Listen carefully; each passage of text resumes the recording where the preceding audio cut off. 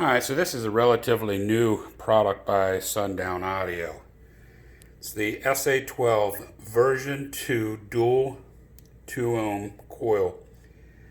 It's the 100 or the 1000 watt version.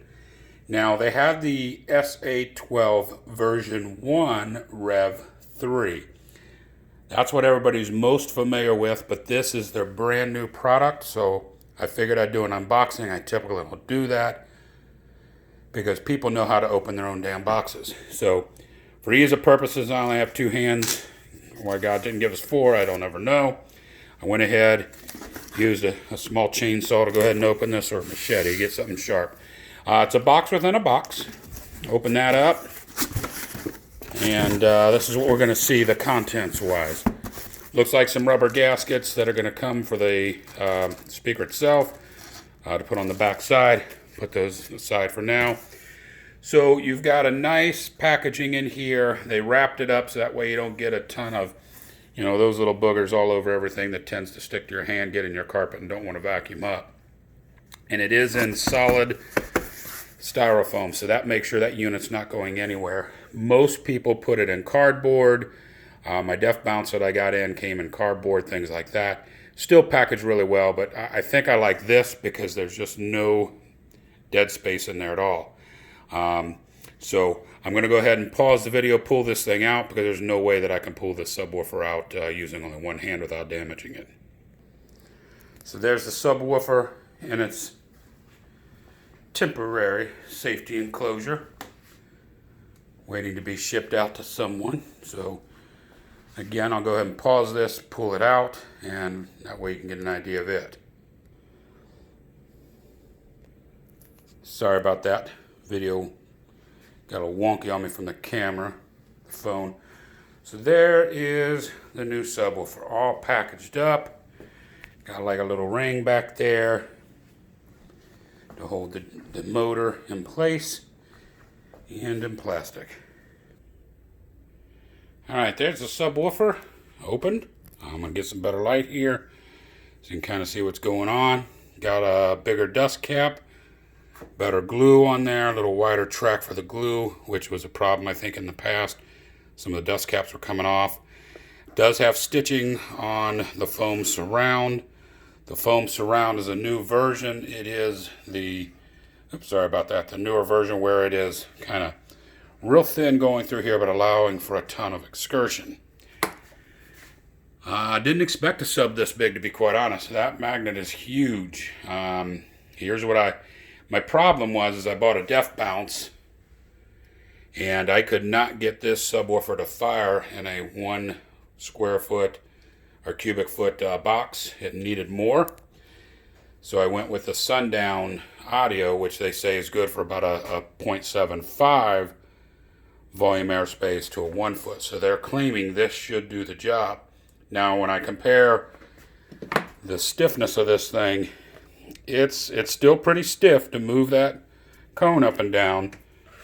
About the same as this Def Bounce. So I'm not sure what kind of results we're going to get out of here, but you can see that magnet on the Def Bounce is a little thinner, more like a pancake, but wider versus the SunDown Audio. So we'll see what this is going to do. It's still going to take a lot to drive this sub, so I'm hoping that I got the right sub, because I know I definitely could not get the sound and the excursion I needed out of this. This thing needs about 2.5 square foot box, whereas this one they say 0.75 to a 1 if it is in a sealed enclosure, which I am running. So let's flip it around here, see what we got. Put it up on its side. Big magnets. You can see the motor there. It's huge. The basket is the cast aluminum, just like they said. You've got great venting there. You can see the coil if I get into there. Don't know if I can set this thing up on its side. Let's do that, and we'll. So here's the driver, the subwoofer up on the side. You can see the voice coil in there. So they've expanded the vents a little better going through here. Put this aside so if we can hopefully just get it. Definitely got the aluminum basket. This is a new style basket. Some like, some don't. You got your rubber boot going across the motor here. It is the chrome like they promised on the production version versus the prototype they showed. You have your spring-loaded terminals right here. I think they claim you can get an 8 gauge wire through there. Pretty sturdy on that, so I'm not a worry that once you get it in there and let go of that thing, it's definitely going to hold the cable. You've got your tinsel leads going up here. You can get a light in on this so you can see what's going on. There are, I believe, 2 per side, maybe 1 per side, but very wide it is. Appear to be possibly sewn into the spider or at least glued into the spider. So definitely got good tinsel leads going to the voice coil and to deliver the power you need. You can also see up here right around my finger, that's where your spider's bolted onto the basket for protection of that. So that way you maintain your spider control when you're driving this thing. Stitching on the back side of the cone. And you've got your just a metal gasket up here, which I'm okay with that. I'm not opposed to that, because on this guy right here, they give you this really good gasket, but it tends to curve in.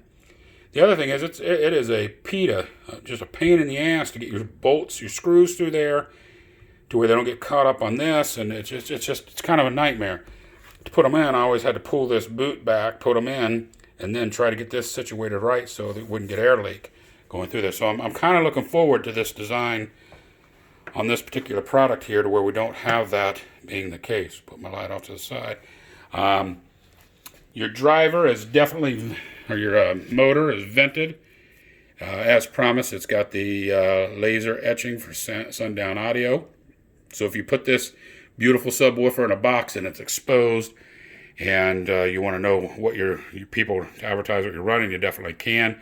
With the chrome, it's really going to look good, to where, this driver in a plexiglass enclosure, or if it's mounted 180 degrees out of, where it's driving, firing into the box and this is exposed, that'll look really good.